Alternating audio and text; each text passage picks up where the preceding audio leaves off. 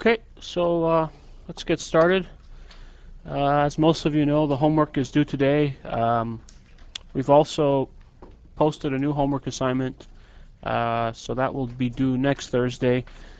Luckily, Al was nice to you guys this time, and I think it's going to be not too bad. That's what he says. So, not too bad means pretty damn hard on his scale, I think. Anyhow, sorry to give you guys homework during Thanksgiving. But it will be due Thursday, so you will have time to work on it next week, and there will be office hours next week, so you can ask questions. Okay, any general comments before we start today's lecture? Comments about the projects, things like that? Okay, so let's pick up where we left off. Let me step back a little bit and review what we've done so far. So the first lecture on oscillators, we looked at the feedback approach of analyzing oscillators, positive feedback, loop gain. Last lecture, we looked at the negative resistance perspective, that if we have a lossy LC tank, our active device is in effect a negative conductance that exactly compensates for this loss. And in fact, what we did was we showed that the oscillator, for instance, the negative resistance oscillator like this, we just take a transformer at the output, an inverting transformer, hook it up back into the input. If we actually probe this circuit with a test source Vx and look at the current Ix, what we find is that Ix is actually negative. In other words, the input impedance here, or let's say the input conductance Gx, is minus the Gm of the transistor divided by N. Okay? And we showed also that this perspective for this particular oscillator is equivalent to the loop gain perspective, because to make this resistance larger than the lost tank, that requires Gx to be larger than, let's say, Gt, which is equivalent to Gm R tank over N greater than 1. All right? Now, there are particular oscillators that, let's look at, for instance, the Colpitts oscillator. So the way we analyze the Colpitts oscillator last lecture is we noted that it's a common base oscillator, and therefore, to apply positive feedback, you can use a cap divider because you don't need any inversion.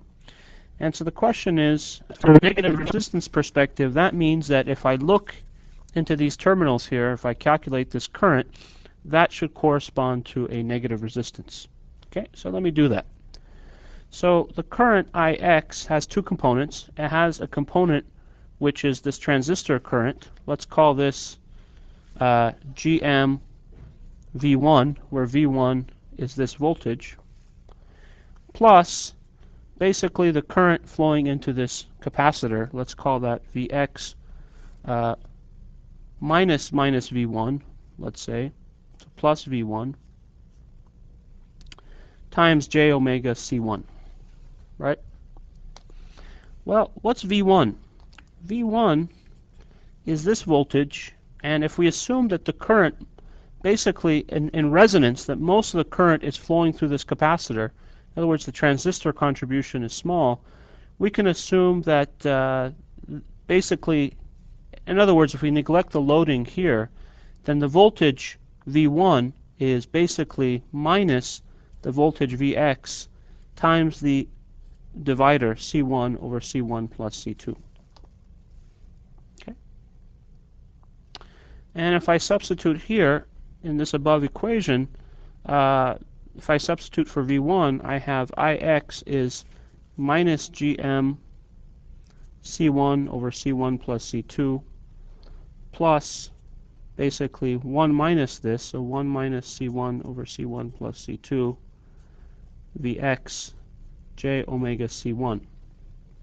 And this simplifies to minus, so this is also times Vx, minus Gm C1 C1 plus C2 Vx plus C2 over C1 plus C2 j omega c1 Vx.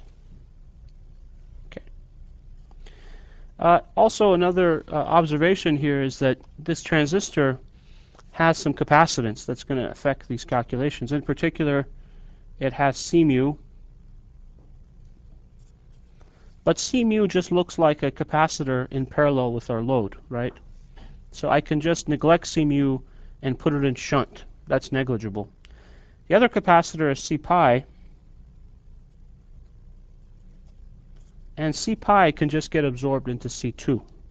So really I could say C2 is equal to C2 prime plus C pi. Okay? And then I can just assume this transistor doesn't have any capacitive parasitics. All right? Questions?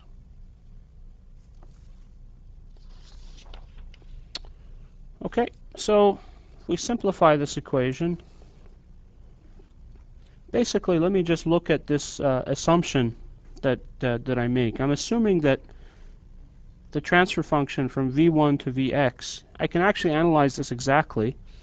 The transfer function exactly is j omega c1 divided by j omega c1 plus c2 plus gm plus g pi. Okay? And so you can see now is the assumption is that this term is much greater than gm plus g pi, right? And that's when we get this approximation. In other words, 1 over n. Okay? So if it's actually very important that this approximation hold, because you can see when this term dominates, this thing becomes real. In other words, the voltage feedback is actually real.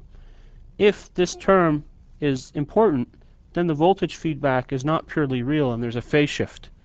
And as you'll recall from the first couple lectures, if there's a phase shift in the feedback network, then the circuit will not oscillate at resonance. It'll oscillate off resonance in order to compensate for this phase shift. Okay? So if we just now go ahead and substitute from up here, if we've done everything correctly, the answer is that I have basically a real resistance, which is Gm over N. This is Gm, this is N, basically. And I have a imaginary component, which you'll observe is just a series combination of C1 and C2. Okay? So in other words, the input impedance looking into here is, let's say the input, admittance is j omega c mu, right? Plus this in series with this, plus a negative resistance, which we find to be minus Gm over N. Okay? Any questions? Okay. So now it's very clear how we would design this Colpitts oscillator based on these equations. Let's say I bias this up. I can now use my inductor to supply to tune out basically C mu. So this is a bypass capacitor. This inductor is tuning out C mu. It's tuning out this in series with this, where this includes the transistor parasitics. And it turns out that this is a really nice oscillator. You can make it work at really high frequencies. You can see that if you do a more complete analysis and include this phase shift, you'll find that at very high frequencies it begins to suffer due to excess phase. Let's call this excess phase. But for a very fast process where your FT is, let's say, at least a factor of 10 bigger than the oscillation frequency, this works pretty well.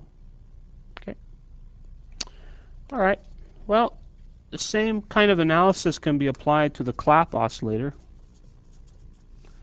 So the clap oscillator actually, in some ways, is kind of mysterious, right?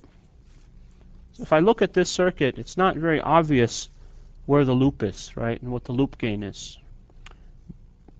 If you follow the procedure that we used last lecture, you can exactly calculate all the parameters for the circuit, the loop gain, and predict the oscillation amplitude. But Using the negative resistance approach, it's actually quite simple.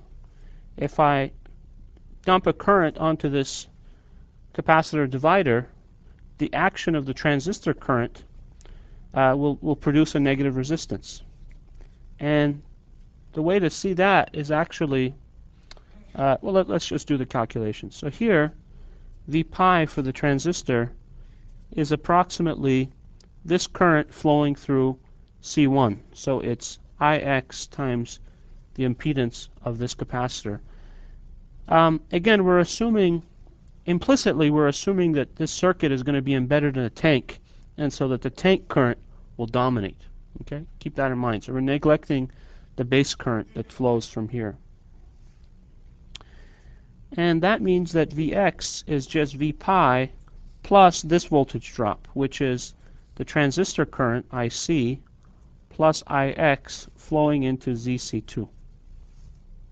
Okay? In other words, that the voltage Vx is, substituting now, I have Ix ZC1 plus IC plus Ix ZC2, or Ix ZC1 plus ZC2 plus IC times ZC2, but IC is nothing but the GM of the transistor times V pi, which is GM Ix ZC1. So in other words, Vx is Ix ZC1 plus ZC2 plus GM ZC1 ZC2. Okay.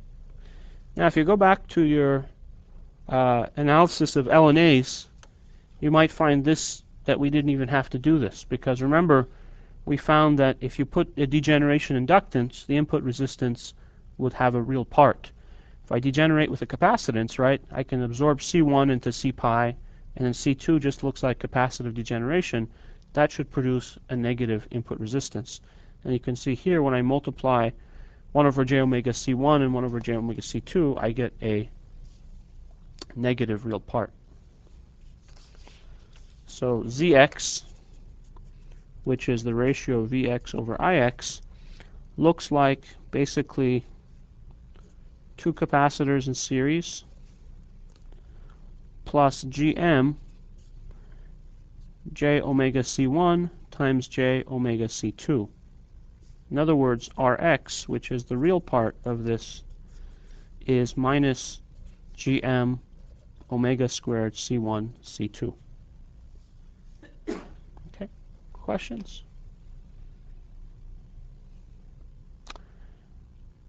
It's interesting to see that there's a frequency dependence in this negative resistance. In other words, as we go to higher and higher frequencies, we get less and less negative resistance. And so this naturally tells us that this oscillator has some frequency limitation. You can't arbitrarily create a negative resistance. Okay? Now in practice, what we want is that Rx should be bigger than Rs, where Rs is the series resistance that we hook up. So here's Rs, here's the tank resistant inductance, let's say L tank, and we're going to hook this up as follows.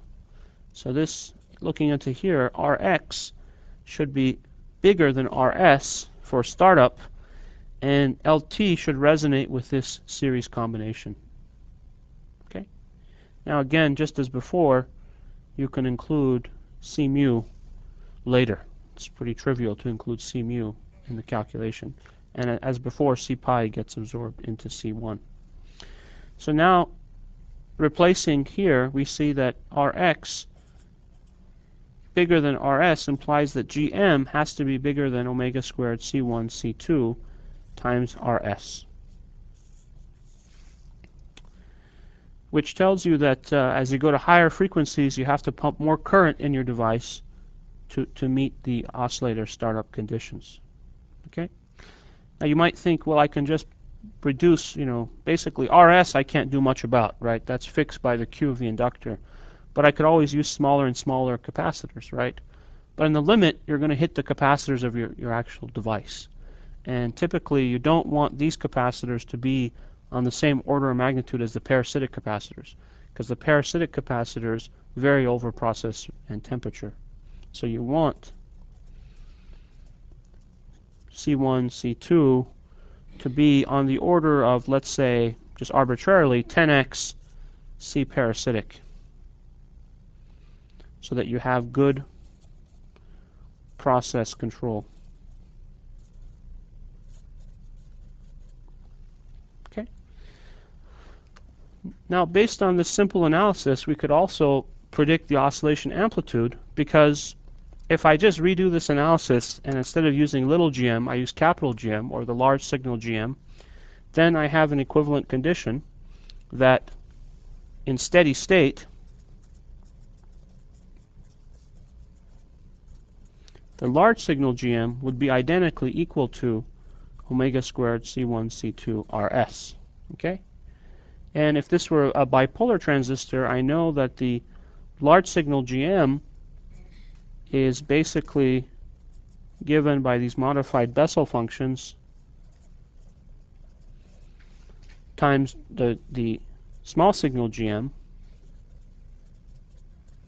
and basically the small signal, so here I can solve for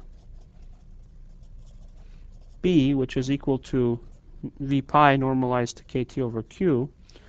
So I can solve for B, and once I know B, I know the oscillation amplitude. Okay? And notice, the moment I use these equations, I'm assuming that there is a current limiting mechanism. And here the natural current limiting mechanism would just be to bias this up with a current source.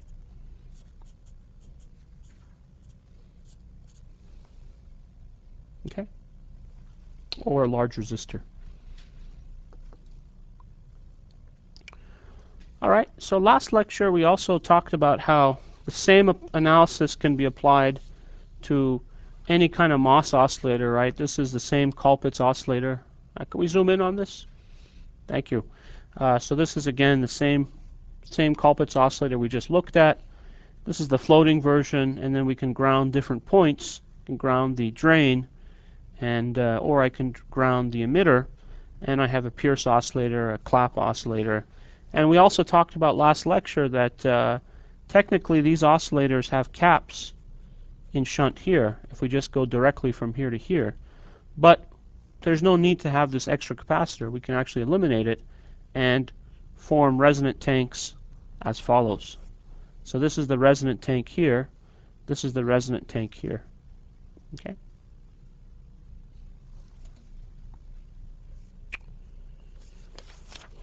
All right. Well, let's talk now about differential oscillators. So let me build this up a little bit differently. Let me just take a two-stage amplifier, and let me take a broadband two-stage amplifier. So one nice broadband two-stage amplifier is a diff pair if I run it single-ended. In other words, I'm going to ground this side. I'm going to have a follower driving a common gate amplifier. And very early in this class, we learned that this is a very nice broadband amplifier. It's broadband because the follower stage is very broadband, and this stage is driven by low source impedance because of the 1/GM impedance seen looking back. So this is a two-stage amplifier, and in fact the gain from here to here is positive. So I can just take this point, feed it back, and hook it up back into the input. And I have positive feedback.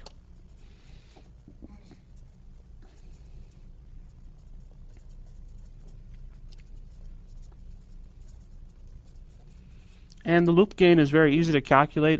Let's call this M1, M2. Basically, the loop gain is going to be, if I assume this is a perfect follower, it's going to be GM2, let's say RT here. Remember, I'm going to make a tune network, so this is LT, RT. So at resonance, it's going to be GM2 RT divided by N. So again, the same equations apply that we studied before. Yes? So what's the difference between adding a transformer and adding the two caps? I mean, I assume that this is to do with the phase shifting, right? Yeah, in this case, we can use a capacitor or a transformer. Both would work, yeah. If we use the transformer, we wouldn't need to invert. We just use basically straightforward. And we'll look at that in a couple slides. We'll come back to that. Okay, so this is very straightforward, right? Well, if you stare at this a little bit, you say, well, you know, why use a single-ended signal? Why not actually feed back a differential signal? I'm kind of wasting the other side of this tank. I could also take the output here and feed it back here, right? So let's do that. So what I can do is I can have two tanks. Connect this to VDD. And I can have my diff pair as before. This is a virtual ground for differential excitation. And so now I can take this side and this side and feed this back over here and feed this guy back over here. Okay? So this is a fully differential version.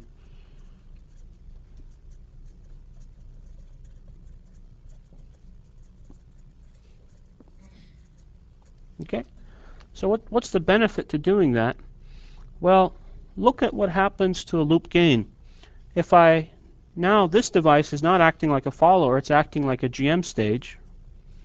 So the loop gain is GM1, right? This is a virtual ground, times this R tank divided by N, that gets applied here, multiplied by GM2, R tank, and then also divided by N, and the signal comes back. In other words, the loop gain is GM-RT over N squared. So that's the benefit to using a differential circuit. The other big benefit of going differential, you might argue, well, for the same current, this GM is actually reduced, right? So it's GM over 2. The other advantage of going differential is basically common mode rejection. So if this is perfectly a differential circuit, any disturbance on the supply will not affect the circuit. Likewise, any disturbance on the ground will not affect the circuit. These signals are common mode, and if this is perfectly symmetric, it will not respond to common mode signals. So this is actually one of the biggest benefits.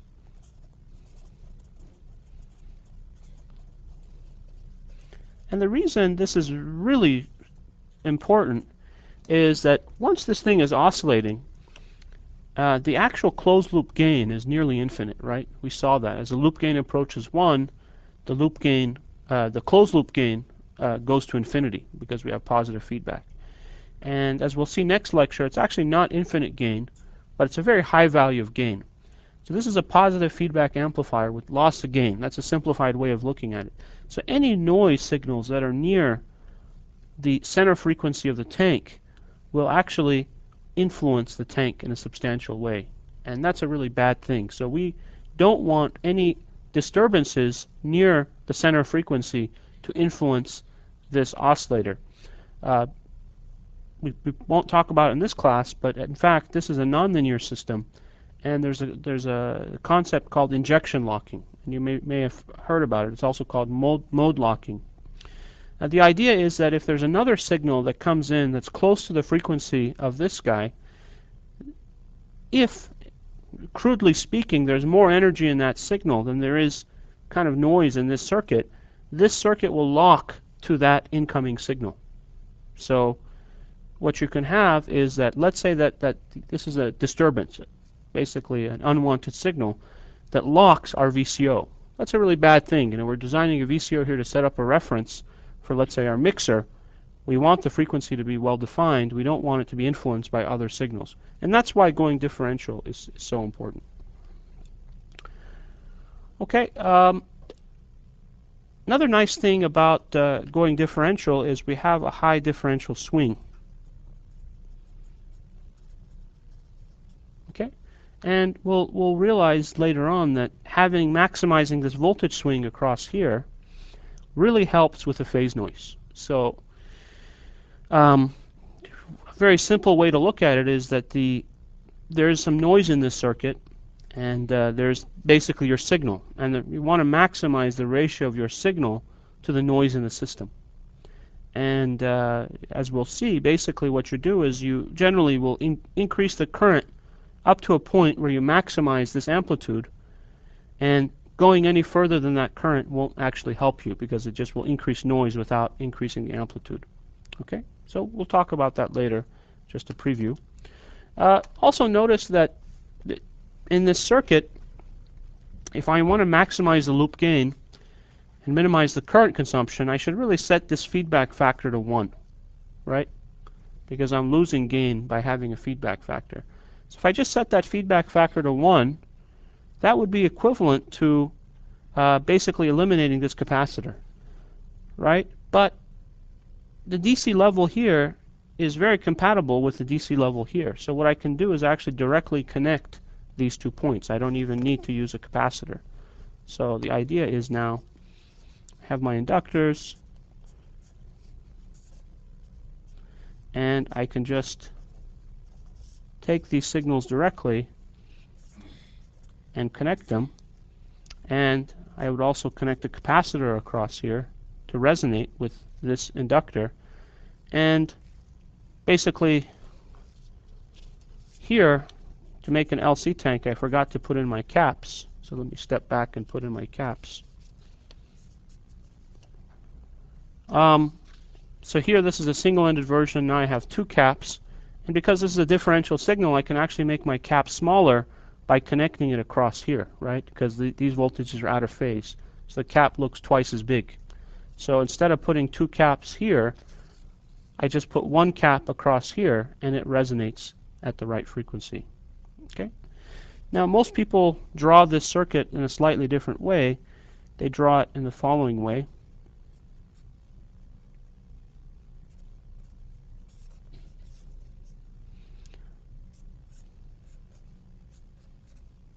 And it's exactly the same circuit, right? I've just flipped things around.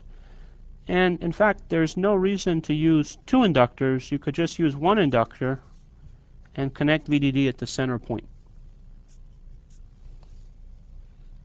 And so this is an even more differential version of the circuit. This center tapped inductor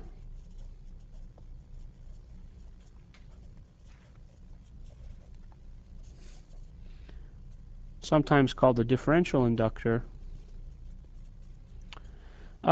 basically should be a symmetric structure. So what do I mean by that? Okay, let me stop here and take some questions.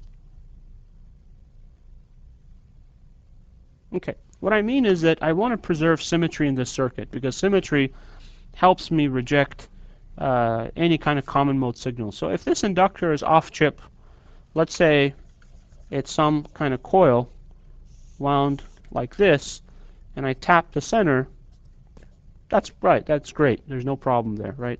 The circuit looks very symmetric. But if I build this inductor on chip, it's probably going to be a spiral, so it might look something like this. Okay? So there's a couple of problems here. First of all, where's the center of the structure? Where do I tap it? Okay? So let's say that you, by trial and error, find the right point to tap. So this is the center. This is the electric center. It's basically not the geometric center of the structure, right? It's the electric center because we want the inductance to be half. So half the inductance, if you look at this as 2 inductors in series which are mutually coupled, then this path, looking in from this path, I should see the same inductance as I do from this path, right? That way this point will be a virtual ground. If I actually choose the wrong point, then I won't have a virtual ground and I'll actually end up dissipating power into that node. And we'll see that's a big disadvantage. Okay? So this layout is actually not so good. One way to make this layout more symmetric is actually just take 2 inductors, let's say like this, and connect them like this. Okay?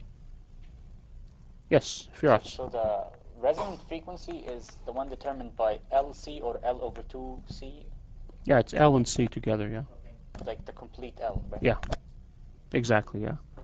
So you can think about it, I'm going to put a capacitance in parallel with this, and that's going to resonate with this total inductance. Okay?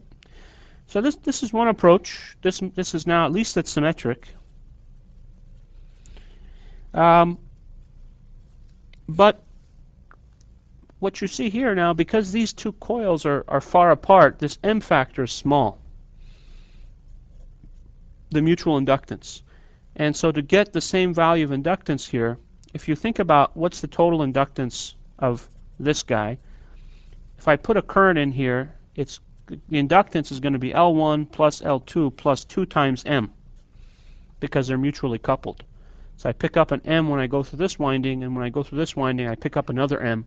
Assuming the currents are the same, they just add and give me 2M, right?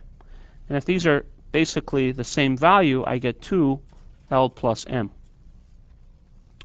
And M basically is geometric mean of L1, L2 times the coupling factor, and if they're equal, this gives me 2L1 plus K.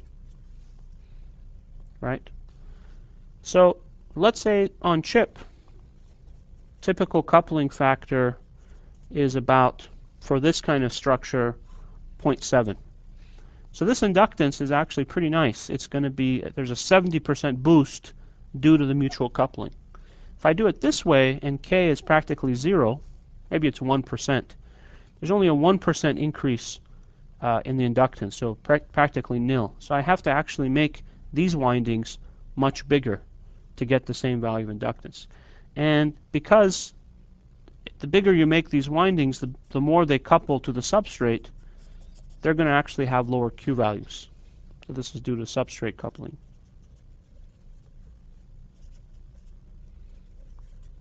Okay? Questions? So basically, I'd like to get back to something like this, but something that's more symmetric. And one way you can do that is with a symmetric layout. So let's say a symmetric inductor layout. And here's one way to do it. You guys can dream up other ways to do it. You basically come in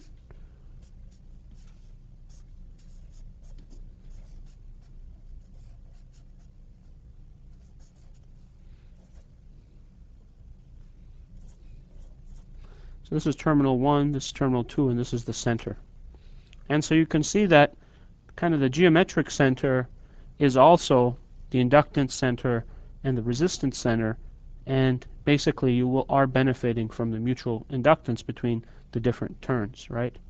So let me just sketch what the first turn looks like. The first turn does something like this.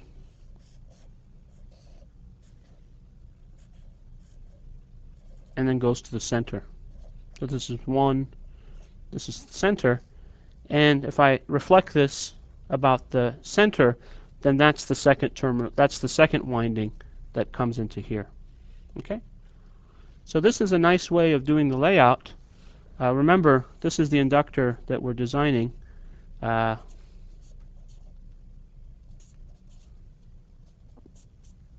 it's this inductor with the center tap connection, and then I put my cap across here.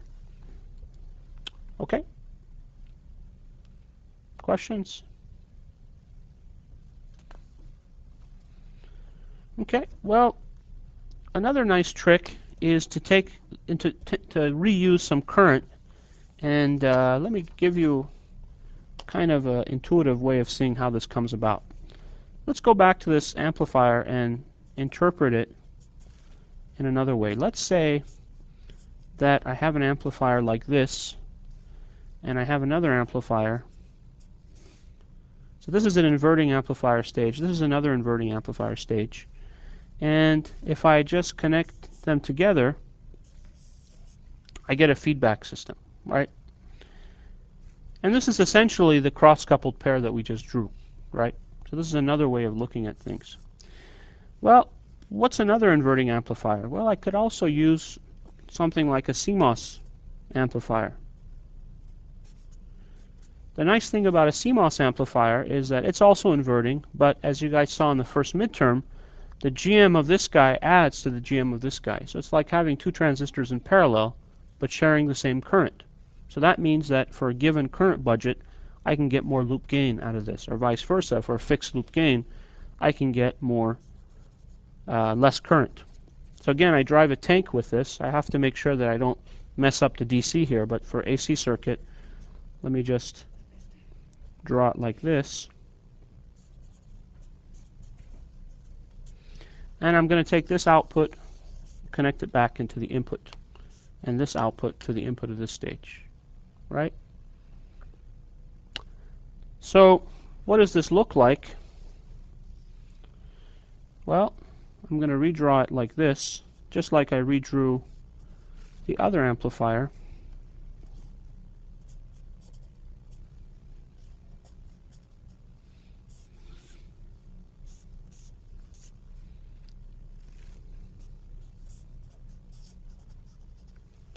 And actually, this is optional. We'll see that later. So if you don't like this, just ground it so that you get the same exact circuit. And then, of course, you have the LC tanks here and here. And then, just like before, there's no reason to have two LC tanks to ground, especially because this ground node would interfere with the bias point here. It's much better just to connect the LC tank across. So finally, draw a quick version of this. I have my LC tank, I have my transistors cross-coupled, and let's say connected to ground. Okay.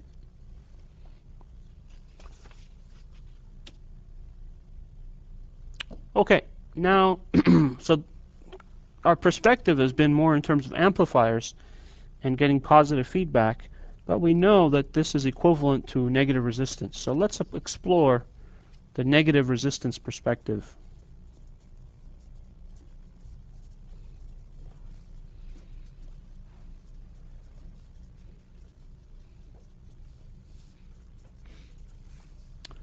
So you can do it either with a current source or a voltage source.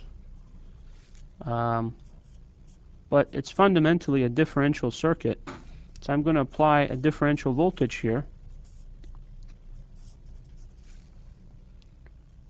Vx, and measure the differential current, Ix. Okay, let's call this M1, M2, and this is the NMOS version. Equivalently, I can analyze the PMOS version. Well, you can see this is actually a very simple circuit. The negative conductance connected across here, if I neglect the capacitances in this device, the current flowing through this device is just the GM of the transistor times half of Vx, because it's a differential circuit. So Vx gets applied across M1, M2 in series, and so half of it applies here, half of it applies here. The VGS of this device, therefore, is Vx over 2, and the current is Gm. So the net result is that because this guy is connected to the negative terminal, its current actually flows in the other direction, and the net result is that we get a negative resistance. Okay?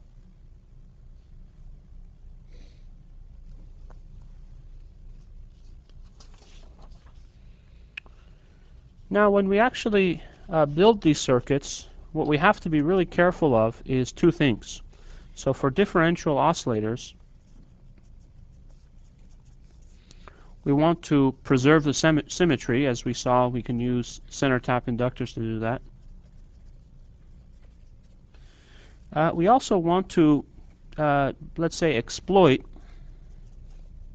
the virtual ground.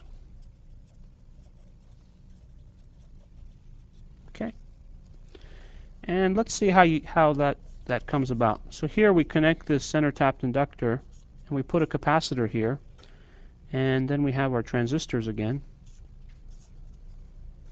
Getting lazy today, so I'll draw my transistors like that.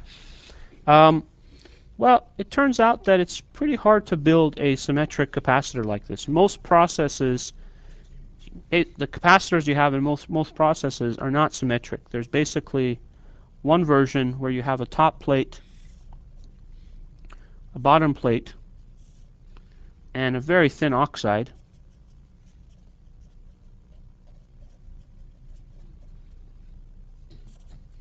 And so this is their top plate, this is your bottom plate. Well, of course, this sits right on top of the substrate, so there's the bottom plate parasitics.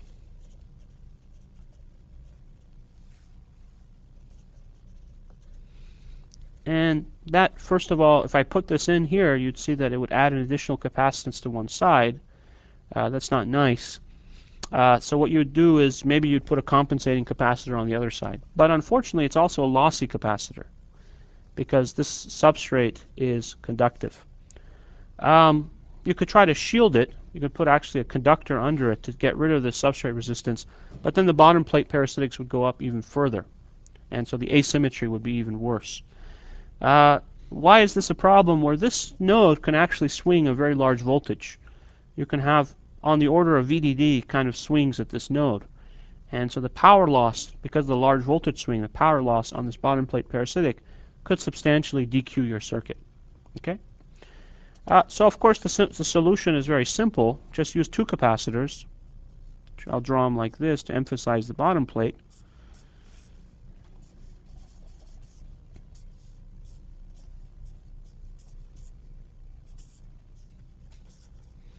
And now, because of the fact that this is a fully balanced circuit, this bottom plate is a virtual ground.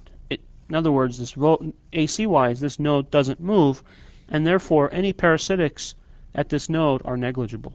So that's really nice. Okay.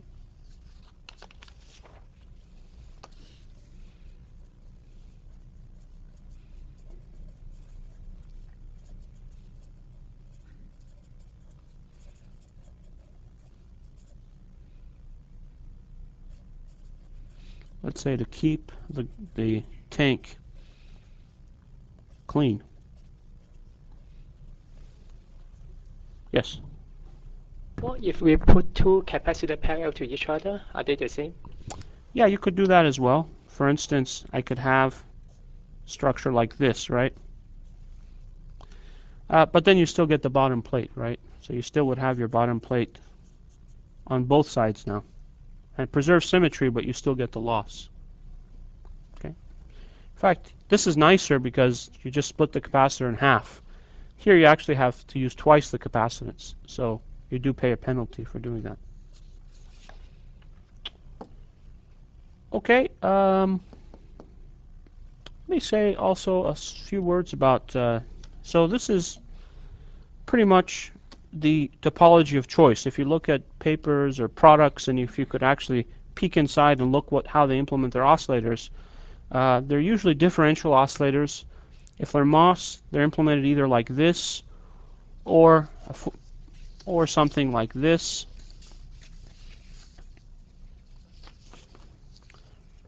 Actually more like this. And if it's bipolar, instead of having a direct cross-coupling, you'd have a capacitive feedback. That's because in a MOS amplifier is much more linear, and so you can have very large voltage swings here and still not compress this device.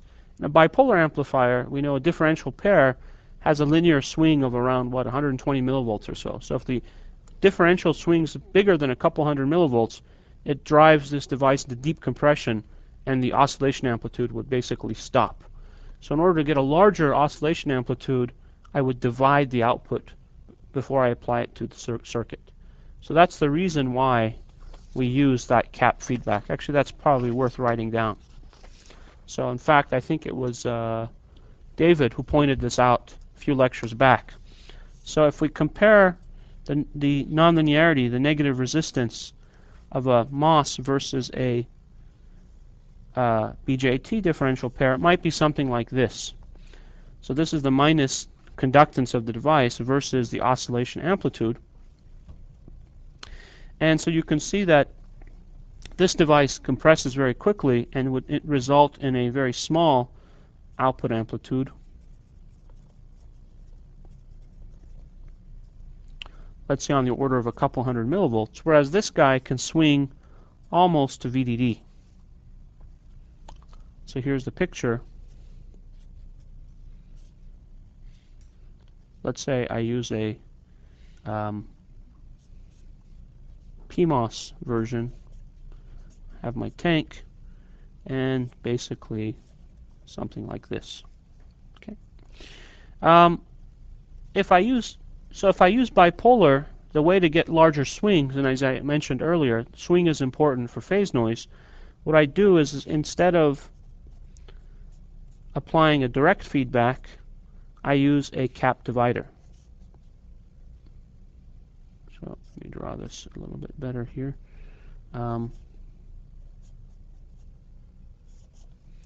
And there's also some intrinsic cap here. If not, you can add some. And now the voltage swing here, the large swing here, can be much larger than the internal swing. Should have drawn this as a diff pair, actually. It's more clear.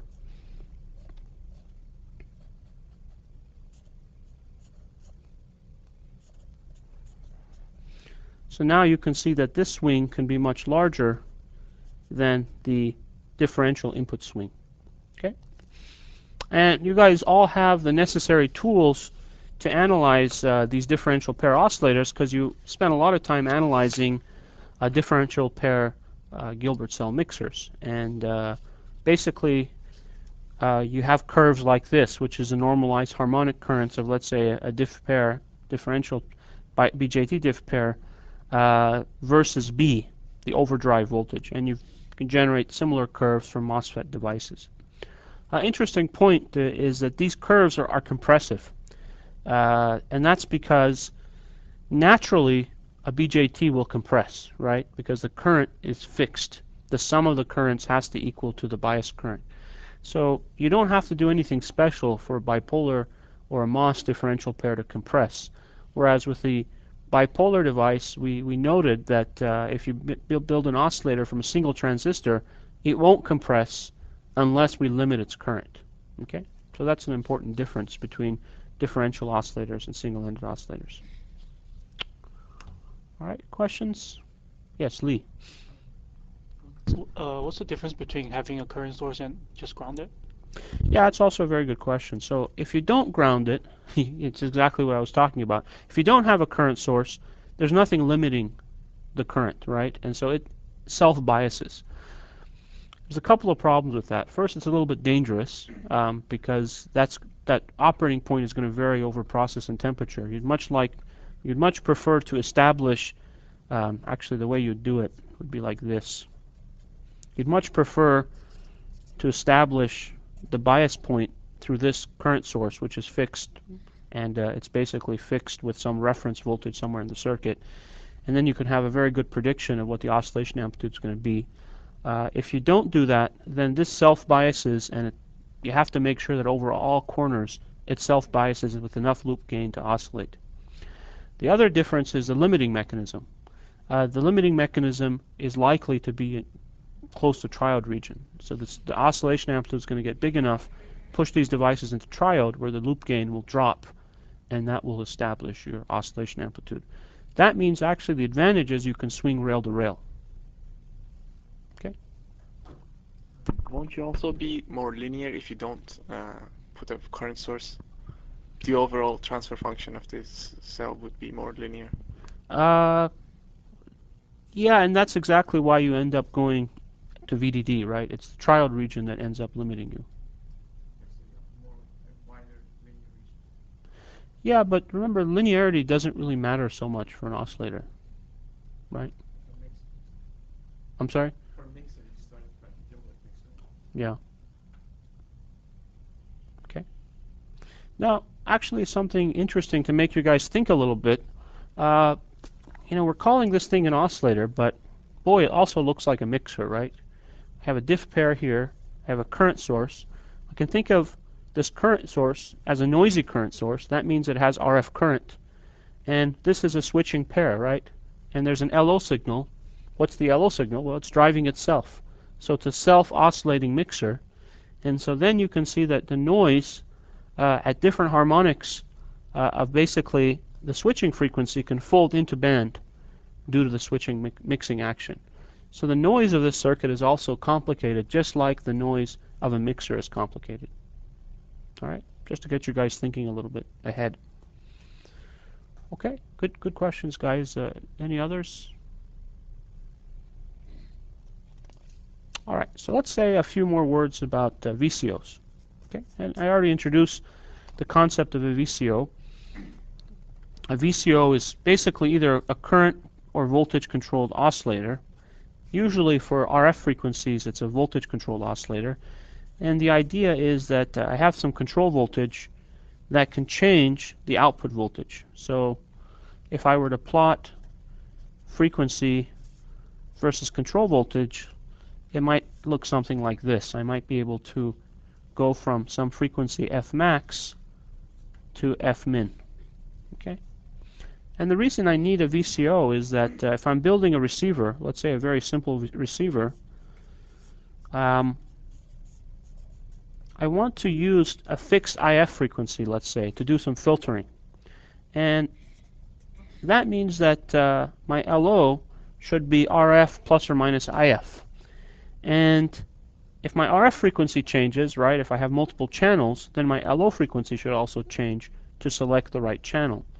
So, for instance, if I'm doing a frequency division multiple access, that means I'll have a bunch of RF channels, channel 1, 2, 3, dot, dot, dot, let's say 50. And at any given time, I may be on any one of these channels.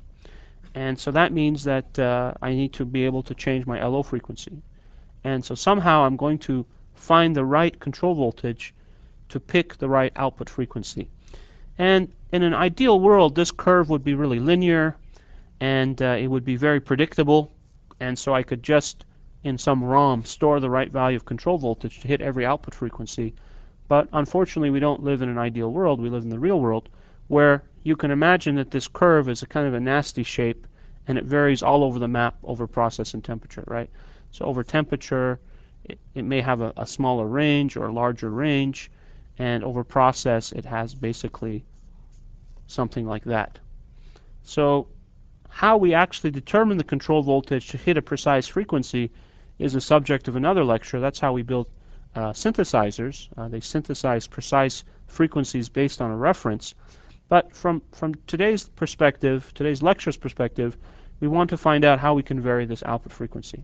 Okay? So last lecture, we talked about using varactors, PN junctions, to vary this frequency. It's a very simple concept. So here, let's just draw it. So I have my tank, and let's say I connect a diode like this.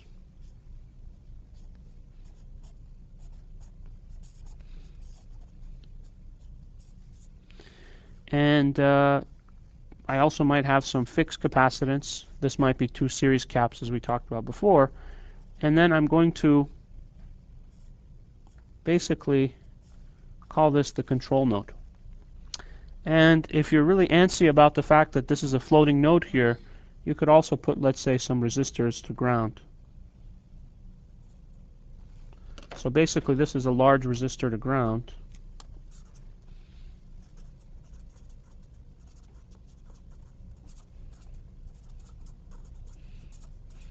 To set the DC equal to 0 volts. Okay?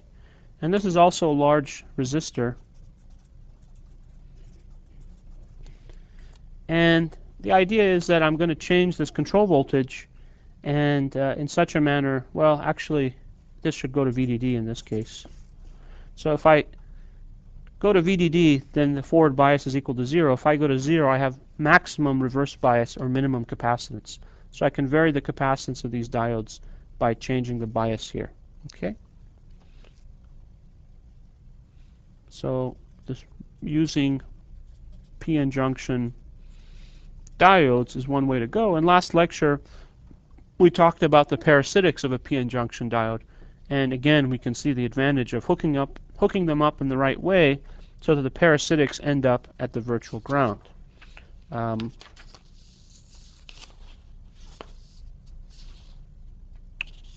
So if I draw, let's say in a P substrate, I might have a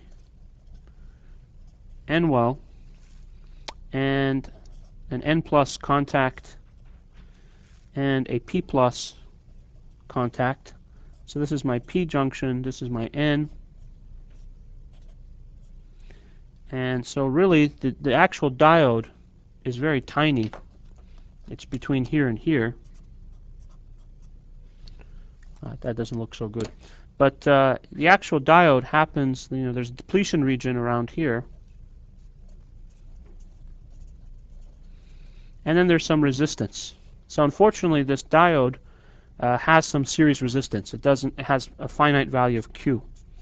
So the equivalent circuit looks like this. And that's why I've actually put two N plus contacts around it to reduce this resistance. In fact, what would be better is if I actually put a ring around it. So from a top view, this would be the P plus, this would be the N plus. Okay? To try to minimize that resistance. And you can see that the N node here is dirty because the N node has this well capacitance to substrate. And so what I'd like to do is put the N point at the virtual ground, right? And then that changes the way you would bias this. We talked about this already, so I won't go into the details. I think you guys remember. All I have to do is now ground this side and connect this to VC, and I can have a nice varactor controlled. Now, if you plot the typical junction capacitance normalized to zero bias capacitance versus control voltage,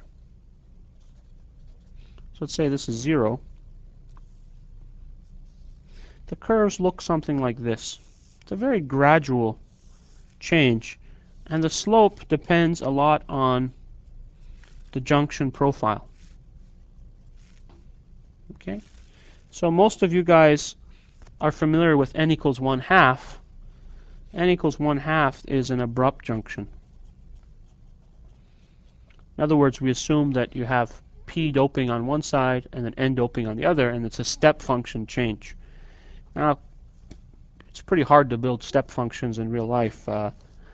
It's much more likely that there's going to be some kind of actual gradient, right? Not an infinite gradient. And that gradient will lead to a different kind of slope. And that's why in SPICE, N is never equal to 1/2. It's always something like 0.3 or 0.4. In fact, if you do N equals 1/3, that corresponds to a linear grade. In other words, the doping changes linearly from one side of the junction to the other. As we'll see later on, if you had N equal to 2, then you would have a linear relationship between frequency and control voltage, frequency of oscillation and control voltage. That's because the frequency of oscillation goes like square root of C, right? So square root of square gives us linear. But that's not very practical for most kinds of junctions we build. It's mostly these kinds of junctions that are practical. And if you look at how much variation in capacitance you get, let's say even with N equals 1/2, I did a simulation or a simple calculation, and I saw that I could change the capacitance by something like 60%, going from 0 volts to, let's say, minus 3 volts, reverse bias. So this is the reverse bias. Okay? And so that's pretty good, but remember, the frequency is square root of that. So if I get 60% capacitance change, that's only 30% frequency change. So, and again, I'm making some very optimistic assumptions. So if you go back to what people did in the old days, if they needed more frequency tuning range, if they needed 100% or 50%, what they would do is use even higher voltages, and voltages that were even higher than you were allowed to put in the process. And the way they did that was they would have a charge pump circuit somewhere generating a high voltage, and they'd use that voltage only to touch the control node and vary the capacitance. Okay, obviously that's really inconvenient. If you can avoid doing that, you would like to avoid it. So one way to avoid this is, instead of using a PN junction diode, so this is a diode characteristics, is to use a MOS diode. So MOS capacitor structure, as you guys all know from 105 and 130, looks something like this. Basically, I'm going to tie my source and drain together, and let's say I ground it, and let's say that this is P sub, and so this is N plus, this is N plus, and then I have my gate here. I know that the capacitance of this structure varies depending on what region I operate this device. So first of all, if I put a positive voltage, let's start out with a negative voltage. No, let's do a positive voltage. Okay, so let's say I use a positive voltage here. Okay, what happens if I put a positive voltage here? Actually, no, I want the negative voltage. Okay, if I put a negative voltage here, then that's going to attract holes to the surface, right? And there's plenty of holes in this P substrate, right? So we call this accumulation mode. In other words, we accumulate holes at the surface, and the capacitance of this structure looks very much like the capacitance of a parallel plate capacitor, where this is the first plate and the bottom plate is actually the substrate. Okay? Now, in the other extreme, if I put a large positive voltage, then we know that we form an inversion layer. So electrons accumulate at the surface. Or in other words, we get the inversion. Inversion because the p-type material inverts to an n-type material at the surface, because I pull the surface potential high enough to cause that to happen. And again, this looks a lot like a linear capacitor. Okay? Now there's an issue here with frequency, because even though there's lots of holes around, electrons are only generated thermally. So if these contacts are far away, this wouldn't be a very good high frequency capacitor. But since I have contacts that are close by and they actually form a continuous channel here, there's plenty of electrons that can come in and form a capacitor. Okay? So the capacitance in this region is roughly Cox, right? Where Cox is WL epsilon over Tox. And the capacitance here is apparently also Cox. Now, if you really want to get complicated, you could say, well, quantum mechanics says that charge doesn't quite accumulate at the surface. It's far away from the surface. Not that far away, but effectively, Tox just gets modified. And it gets complicated because depending on the voltage you put here, the Tox will vary. We'll come back to that point. But first order model is that the capacitance is just Cox, right? So that's not very interesting. What's interesting is if I put an intermediate voltage on here. So let's see what happens. Okay. So first of all, let's plot what you guys all know. Let's plot the MOS varactor curve. I've observed that for large negative voltages, it's Cox, and for large positive voltages, it's also Cox. And what I find is that in a simple model, in this region, we call depletion. This is before a channel has formed. So in this very simple model, we assume that at the VT of the device, the threshold voltage, almost instantaneously a channel forms and we get this Cox capacitance. Of course, this is not physical. We'll come back to that. We're also assuming that Cox is constant. We'll come back and look at that. Out here in accumulation, we assume that the capacitance is Cox. We know that the flat band voltage corresponds to the point where the device actually has zero fields in it.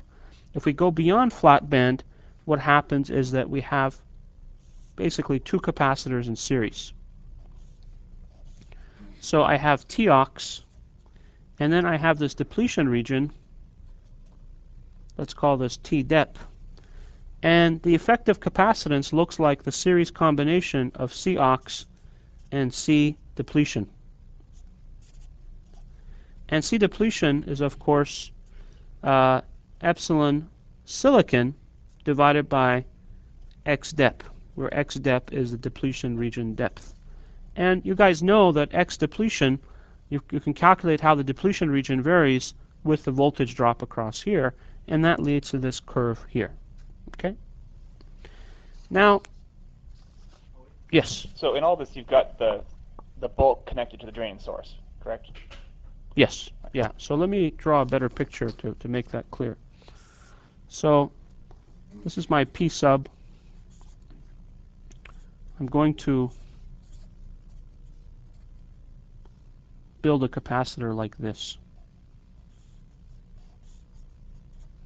So this is the gate, this is the bulk, and I'm going to ground these guys so that I have a source for the electrons at high frequency.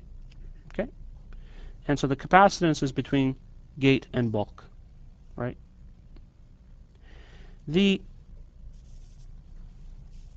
So if we actually come back and look at a real device, well, first of all, this is great because in this region, the capacitance varies a considerable amount. We go from Cox to the minimum capacitance, which is Cox divided in series with the small capacitance.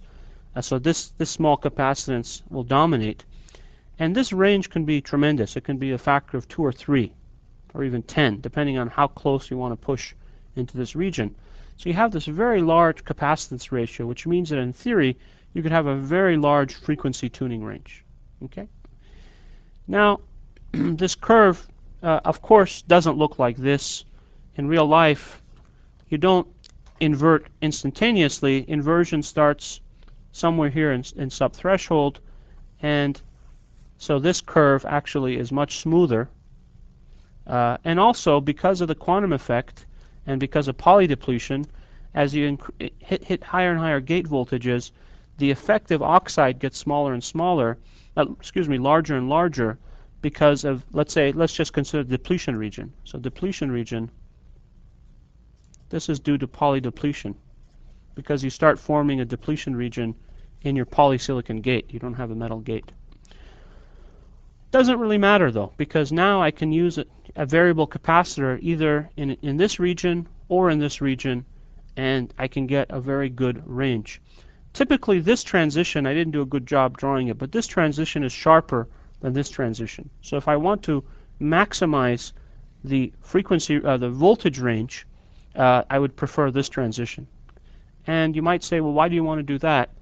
The reason is that if that transition is very sharp, then just even without doing any kind of analysis, you can convince yourself that any noise on this node is going to cause the capacitance to change, which is going to cause the frequency to change. So if this transition were only 10 millivolts, you could see that a 1 millivolt noise signal on this node, the control node, would have a huge impact on the oscillation frequency. Well, that's not good. So we'd like to actually maximize the range, the voltage range, to minimize the impact of noise coupling to the oscillator. Well, if you basically think about the Q of this structure, if you're in inversion mode, then the quality factor, so let's say that this is also grounded, so this is a capacitance to ground, then in inversion mode, you'd form a channel here, and the electrons basically would flow to ground through here. And so basically the resistance of this channel would determine the Q of this capacitor. Okay? On the other hand, if you do accumulation mode here, then there'd be holes, and the holes actually have lower mobility. So holes have roughly 2x lower mobility, and so the Q would be roughly 2x lower. So definitely we'd like to use electrons.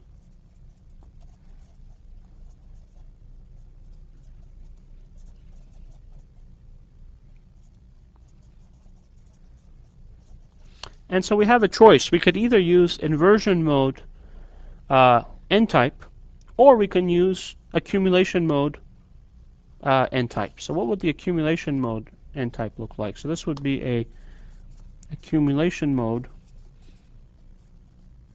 MOS varactor. Basically, you might think just build a PMOS device. So we have an N well, and I'm going to put a gate voltage here, and I want electrons to come to the surface, so I put a positive gate voltage, and that would accumulate electrons basically at the surface, and that's great. Electrons have good mobility, and the other terminal I would form by making a bulk contact. So I would put an N plus region here.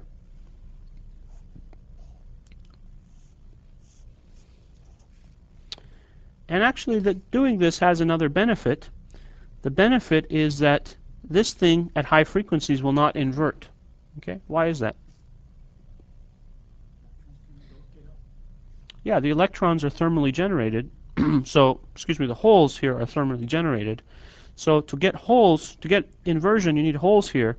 And holes, the thermal generation process is pretty slow. Last time we made that fast by putting P plus contacts here, right? That's how we build a transistor. But we get rid of those P plus contacts and just use a bulk connection.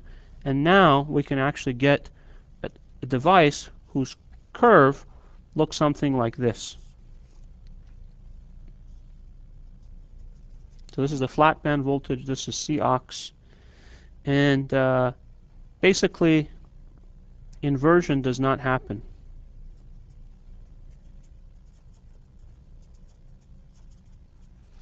And that's nice because that means that the capacitance is monotonic versus control voltage. So I can go from 0 all the way to flat band and get a nice monotonic response. Okay? Questions? Comments? Can you comment on the choice of W over L on the effect of the choice on the Q? Yeah, so clearly you want to make L as small as possible because that means that your resistance, channel resistance, is minimized. But if you use an L min, the layout may become awkward. You might have to have a very large W. So if the Q is already high enough that you can afford to use a larger value of L, you can do it. Because of course the total capacitance is Cox times W times L. So basically you pick L small enough to get sufficient Q. And the reason that I say sufficient Q is remember that you're building a tank. So in a tank you have inductor, you have a capacitor. This is L, this is R, let's say L, this is C, this is RC. We can convert this into a parallel LCR circuit. This is RLP, this is RCP, and the quality and the value is going to be Q squared times the series resistance roughly.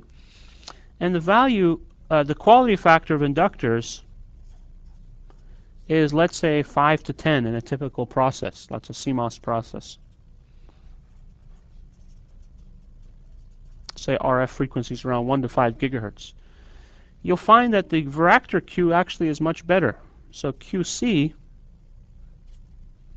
CV, let's say, call it a varactor, depending on the process, it may be anywhere from 20 to 30. So much better. And so you actually don't, because you're really limited by this inductor anyway, right? So the overall Q is QL in parallel with QC. If QL is much larger than QC, it will dominate. So you may be able to afford to only have a Q of, let's say, 15 on the varactor and still have a good tank. And so then you would choose an L basically as large enough to hit that quality factor, and that would minimize the layout area. Okay? Or make the layout area less awkward, let's say.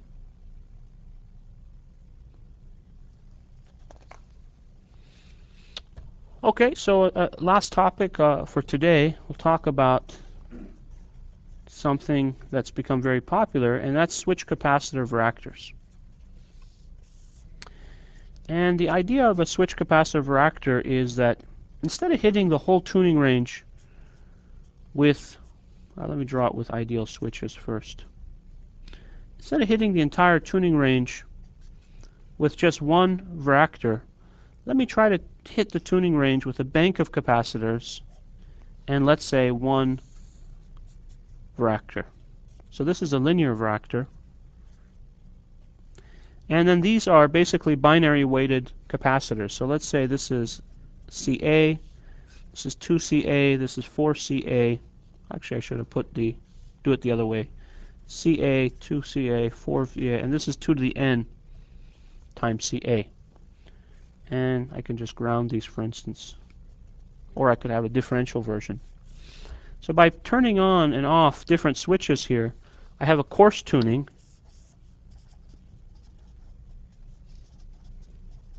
And I have a fine tuning. Now, in Al's project, he talked about something similar to this, except he got rid of the fine tuning. He was able to he was able to get enough frequency resolution just using the digital tuning mechanism. But you have this flexibility. You can actually use both. What's interesting is you might think, well, why is this a new idea? By new, I mean the past 5 or 6 years, maybe a little bit more. The reason is that these resistors have to have very low on resistance. So for high Q,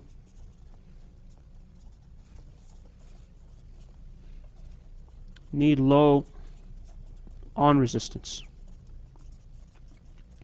And the on resistance, basically in triode region,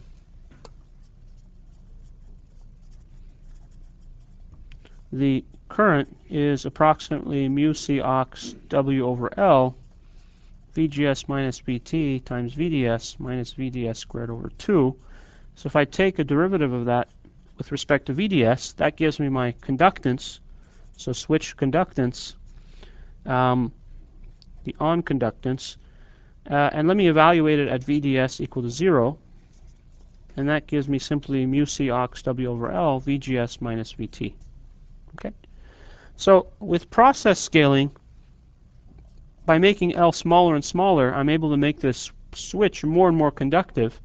And there was kind of historically a turning point somewhere around, let's say, 0.35 micron, where the switch on resistance with a reasonable switch size, and I'll talk about what I mean by reasonable switch size, was low enough that it wouldn't DQ your tank. You can get basically, if you built a cap like this with a MOS device, then the on resistance would give you Qs, let's say, on the order of 20 or so, 15, 20. And so this is process dependent because as process scales, basically Cox gets bigger, right? Because Tox is getting smaller. Mu is roughly constant, maybe going a little bit down with process, but L is also shrinking. So the net benefit is a huge increase, because this is epsilon ox over Tox. So the product of Tox and L helps you get lower and lower resistances. Okay.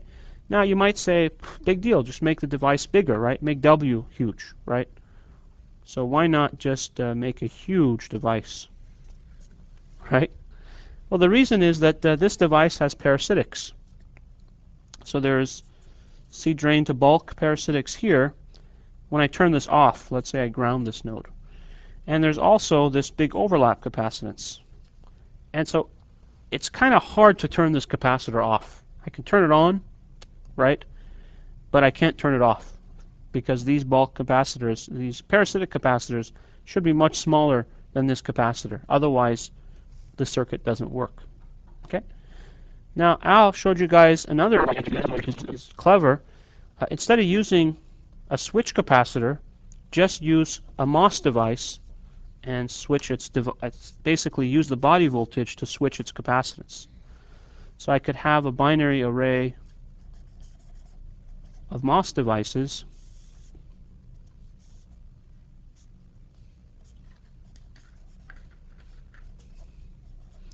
and I use this body voltage basically to either switch this into accumulation or into deep depletion, and that would change its capacitance. So what's important